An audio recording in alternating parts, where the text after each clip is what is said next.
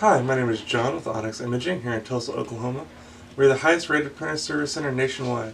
If you're interested in learning how to receive free labor on all of your service calls as well as how to qualify for free printer upgrades, contact us today. We are here for all of your printer and office supply needs. Okay, today we're working on an HP M477. We're going to show you how to clean the scanner.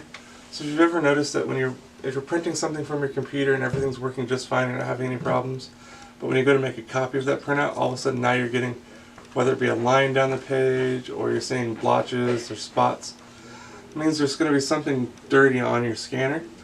So on this model, if you lift up the cover, if we look at the scanner, you're going to see two pieces of glass.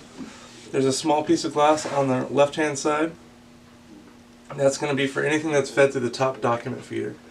So if you're noticing problems when you're scanning through your document feeder, then that's going to be something on this little piece of glass here. And then you have the big flat piece of glass that's going to be where you put your paper on and copy from there. So if you're noticing, if you have the piece of paper on the glass and you're making copies, that's when you're getting defects. Then more than likely it's going to be something on this large piece of glass. If you're feeding it through this top document feeder and that's when you're noticing a defect, then it's going to be something on this small piece of glass on the side. So use whatever your favorite glass cleaner is. If you don't have a glass cleaner, rubbing alcohol works really well as well. Never apply the cleaner directly to the glass. It's probably the most important tip I can give you. Always apply your cleaner to a lint-free cloth if possible. You don't need a whole lot, a little kind of get the job done.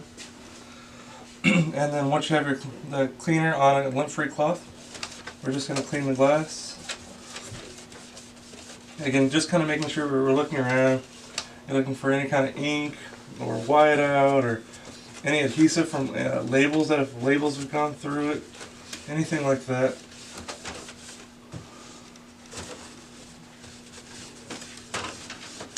And then once we do that, kind of look around, make sure you don't see anything left on the glass. If everything looks good, go ahead and close it up. Run a few test pages through it. If everything's good, then you're good to go. If you see any small defects still there, go ahead and try it again. There's probably something still left on that glass. But after that, you're good to go. You're back up and printing.